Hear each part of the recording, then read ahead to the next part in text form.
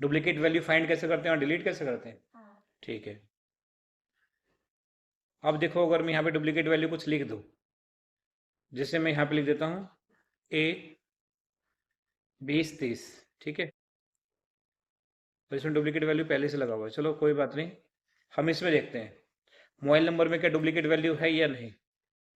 अगर हमें फाइंड करना है इसमें से कोई डुप्लीकेट नंबर है या नहीं, तो इसके लिए हम क्या करेंगे, पहले सेलेक्ट करेंगे पूरे को और होम टैब में जाएंगे।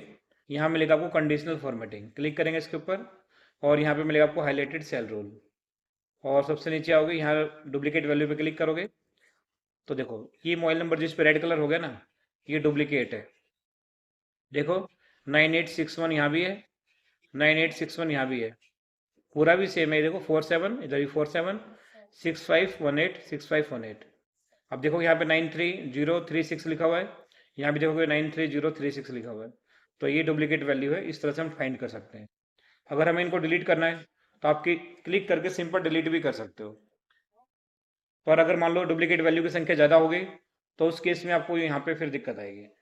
तो इसके लिए क्या करना है आपको, एक ही बार में डिलीट करने के लिए डुप्लीकेट वैल्यू को पूरे को सिलेक्ट करो, डेटा टाइप में जाओ, यहाँ पे मिलेगा आपको रिमूव डुप्लीकेट, क्लिक करो और यहाँ पे क्या बोल रहा है, काटे। पहले नंबर पे है एक्सपेंड द सिलेक्शन, मतलब इस सिलेक्शन को क्या हमें बढ़ाना है? नहीं, हमें नहीं बढ़ाना, हमें तो भाई कंटिन्यू विद करंट सिलेक्शन करना है। तो ओके करेंगे यहाँ पे, ओके करेंगे, देखो आपका डुप्लीकेट, दो डुप्लीकेट वैल्यू डिलीट हो गया। कैसे? तो इसी को बोलते हैं डुप्लीकेट वैल्यू फाइंड करना और डिलीट करना। और बताओ क्या डाउट है आपको? कौन कौन सी? 19 में कस्टम लिस्ट कैसे बनाते हैं या सीरीज ऑप्शन कैसे बनाते हैं, दोनों डाउट है? दोनों?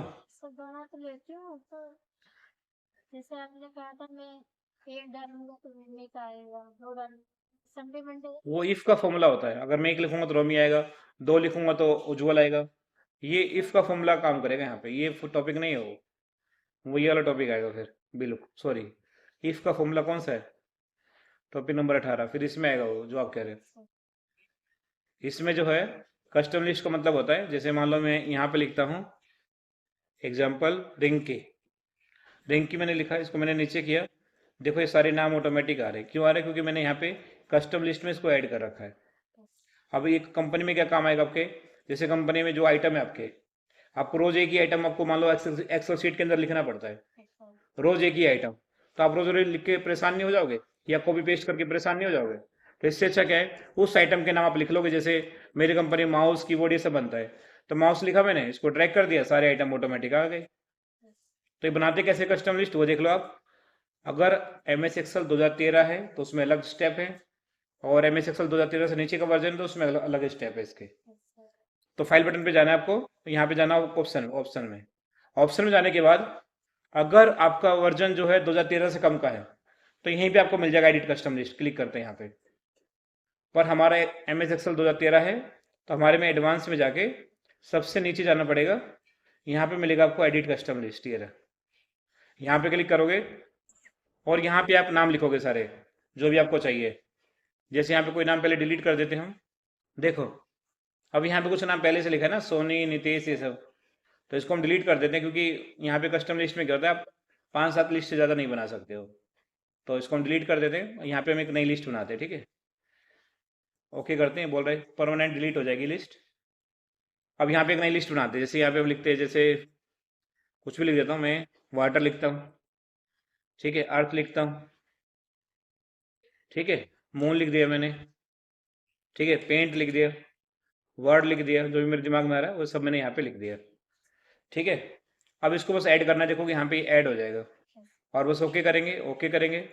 अब जो भी मैंने लिखा था उसमें से कोई भी एक नाम आपको लिखना है, और यहाँ से मैंने इसको ट्रैक किया, देखो सारे नाम ऑटोमेटिक आ गए जो भी मैंने वहाँ पे लिखे थे। अब ये कंप्यूटर में सेव हो गए। अब आपको ये नाम दोबारा लिखना पड़ेगा कल, तो आप इसमें से कोई भी एक नाम लिख देना, ऑफिस को ड्रैग कर देना, तो ये सारे नाम देखो ऑटोमेटिक आ जाएंगे, ठीक है। तो ये बेनिफिट है इसका कस्टम लिस्ट का। एक होता हमारा सीरीज ऑप्शन। सीरीज ऑप्शन क्या होता है, देखो जैसे मुझे काउंटिंग लिखनी है 1 से लेकर 10 तक, तो अगर मैं ऐसे लिखूंगा तो इसमें क्या होता है, समय लगता है। अगर मुझे 100 तक लिखना है तो इसको पकड़ के बहुत देर तक ड्रैग करना पड़ता है, तब तक 100 तक आता है। सही आगे पीछे भी हो जाता है। आगे पीछे भी हो जाता है। तो अगर आपको सही काउंटिंग चाहिए बिल्कुल, तो यहाँ पे आपको एक लिखना पड़ेगा पहले, फिर एंटर करना पड़ेगा, फिर एक पे क्लिक करोगे और आप होम टैब में जाओगे, फिल में जाना है, यहाँ पे मिलेगा आपको सीरीज का ऑप्शन, क्लिक करोगे यहाँ पे। जो आपको काउंटिंग चाहिए, रो में या कॉलम में, कहाँ चाहिए आपको, तो मुझे कॉलम में चाहिए। और यहाँ पे लिखा है स्टेप वैल्यू, जैसे मुझे इसमें 1 जोड़ना है, 2 जोड़ना है, कितना जोड़ना है। तो अगर मैंने यहाँ पे 2 लिख दिया, और यहाँ पे स्टॉप वैल्यू कहाँ तक आपको स्टॉप करना है, तो मुझे 100 पे स्टॉप करना है। और जैसे मैं ओके करूँगा तो इसमें 2 ऐड होके आएगा, जैसे एक में 2 जोड़ेंगे तो 3 आएगा, फिर 5 आएगा, फिर 7 आएगा, और ये कहाँ तक जाएगा, 100 तक जाएगा। ये देखो 99 तक आ गया है। ठीक है। और सर एक अगर उसमें अगर हम 1 लिखेंगे, अगर मैंने यहाँ पे इसको डिलीट किया और यहाँ पे मैंने 1 लिखा और फिल में गया, सीरीज में गया, कॉलम पे क्लिक किया क्योंकि कॉलम में काउंटिंग चाहिए मुझे, और स्टेप वैल्यू मैंने 1 लिखा और मैंने इसको 100 तक कर दिया। देखोगे आप ये एक ही आ रहा है जिसमें ऐड हो गया। तो इसी को बोलते हैं सीरीज ऑप्शन का यूज़ करना है। इसमें काउंटिंग लेने में आसानी होती है। नेक्स्ट क्या बताओ डाउट। सर टॉपिक 24 में ये था product wise and employ wise. समझ गया। आप ये कह रहे हो जैसे राम का सेल तो पता चल गया, मैं 232 किलो माल बेचा इसने, तो इसमें से राम ने एप्पल कितना बेचा है, हाँ मैंगो कितना बेचा है, ऑरेंज कितना बेचा है। तो अगर आपको ये निकालना है तो सम IFS लगाना पड़ेगा। जैसे राम ने टोटल माल कितना बेचा, 232 किलो, ये कैसे निकालेंगे पहले ये दिखाया था मैं आपको। इसके लिए आपको बस इजिकल टू सम इफ करना है, ब्रैकेट ओपन करना है, रेंज में क्या करना है, आपको नेम को सिलेक्ट कर लेना है, कोमा लगा के किसका आंसर निकालना है हमें, राम का, तो राम पे क्लिक करेंगे। क्वांटिटी जाननी है हमें, इसको सिलेक्ट करेंगे, ब्रैकेट बंद करके एंटर कर देंगे। देखो राम का सेल आ गया। अब राम का सेल है 232 किलो, इसमें से हमें जाना है एप्पल कितना सेल हुआ, तो इज इक्वल टू सम के साथ IFS लगाएंगे इस बार। हाँ ब्रैकेट ओपन करेंगे, ये समरेंज बोल रहा है तो समरेंज हम पहले दे देंगे इसको, और कोमा लगाएंगे। ये बोल रहा है क्राइटेरिया रेंज 1, तो रेंज 1 में हो गया ये, और यहाँ पे सिलेक्ट करेंगे राम को, कोमा लगाएंगे, और फिर क्राइटेरिया रेंज 2 हो जाएगा इस बार, item name comma apple bracket बंद और एंटर। सर ये आपने किया ऐसे हो जा रहा, मेरे से नहीं होता है। अगर नहीं हो रहा तो एक बार मुझे बताना अभी तुरंत। ठीक है। अगर आपको मैंगो का सेल जाना सेम तरीका है, equal to sum IFS bracket open, sum range में क्या करोगे वही सेम तरीका है, इसको सम रेंज में इसको सिलेक्ट करोगे, कोमा आइटम नेम में ये आ जाएगा, सॉरी इम्प्लॉय नेम में ये आ जाएगा, फिर राम आ जाएगा, कोमा इम्प्लॉय नेम आ जाएगा, आइटम नेम सॉरी, फिर यहाँ पे मैंगो ब्रैकेट बंद और एंटर, बस इतना आसान है। ऐसे आप ऑरेंज का भी निकाल सकते हो। सर अभी करूँगी जब पता ही नहीं है मैं कर। अगर नहीं होगा तो मुझे बताना इस बार। नेक्स्ट डाउट कौन सा है आपका। सर जैसे पीरियड टेबल होता है, हम उस कंप्यूटर में जब करते हैं तो आता ही नहीं, उसमें क्या आता है पीरियड टेबल एक्सिस्टिंग वर्कशीट। हाँ मैं बता रहा हूँ क्यों आ रहा है, देखो देखो ये जो मैसेज है, जैसे मान लो हमें ये जानना है, पीवट टेबल से एक रिपोर्ट बनानी है जो हमने अभी यहाँ पे बनाई है, सेम रिपोर्ट बनानी है। तो इसके लिए हमें क्या करना है, पहले सीट पे क्लिक करना है, और फिर इंसर्ट टैब में जाना है, और यहाँ पीवट टेबल पे क्लिक करना है। ठीक है। उसके बाद अगर आप यहाँ पे क्लिक करके अगर ओके करते हो तो ये मैसेज आएगा आपको, एक मैसेज ये होता है। ठीक है। और एक मैसेज क्या होता है, देखो अगर आपने इसको यहाँ क्लिक किया, अगर आपने इसको यहाँ क्लिक किया, पीवट टेबल में गए और आपने ओके कर दिया, ये मैसेज हमारे में तो नहीं आ रहा। चलो मैं बताता हूँ कैसे करेंगे इसको।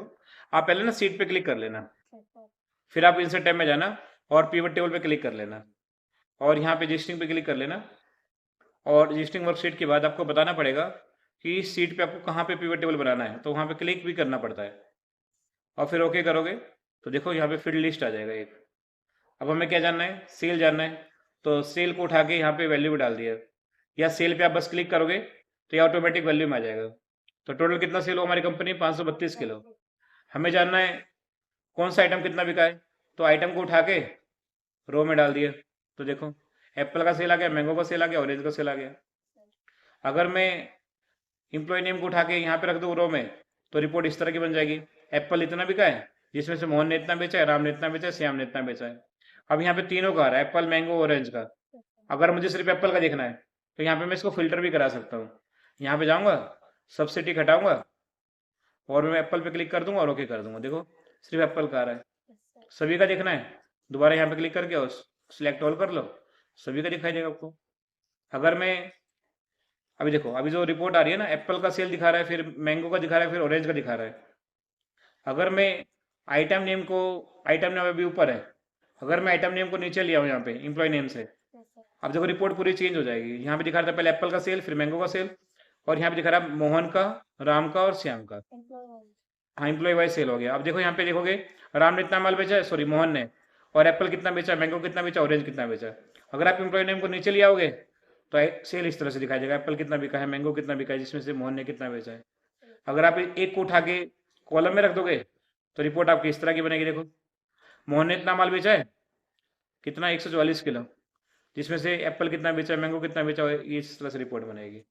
अगर आप इसको उठा के कॉलम में ले आओगे, यानी रो में ले आओगे, तो रिपोर्ट इस तरह की बन जाएगी। तो आपको बस डेटा को यहाँ से उठा के इधर रखना है, तो इस तरह की रिपोर्ट बनेगी। इसको उठा के ऐसे करोगे तो इस तरह की रिपोर्ट बनेगी। इसको उठा के आप नीचे कर दोगे इसके, तो इस तरह की रिपोर्ट बनेगी। तो पिवट टेबल से क्या होता है, काम करना आसान हो जाता है। फ्लैश फिल तो सिंपल है, जैसे यहाँ पे लिखा है राम, यहाँ पे लिखा है शर्मा। एग्जाम्पल बता रहा हूँ मैं आपको। अगर दोनों नाम को हमें जोड़ना है तो यहाँ पे लिखेंगे राम, सॉरी, दो चार नाम और लिखते हैं तभी आपको समझ में आएगा। जैसे मैंने लिखा योगेश सिंह, ठीक है, पूजा सिंह, ठीक है, और यहाँ लिखा मैंने राम वर्मा। अब हमें जोड़ना है सरनेम और फर्स्ट नेम को, तो यहाँ पे बस राम शर्मा लिखेंगे और कंट्रोल ई कर देंगे, सारे नाम ऑटोमेटिक ऐड हो जाएंगे कंट्रोल ई करते। देखो, इसी को बोलते हैं फ्लैश फिल। सर को करना है। कंट्रोल ई करना है। अगर हमें अलग अलग करना है, अब इसको जैसे राम लिखा, कंट्रोल ई किया तो फर्स्ट नेम अलग हो गया, और शर्मा लिखा और कंट्रोल ई किया तो शर्मा सरनेम अलग हो जाएगा दोबारा।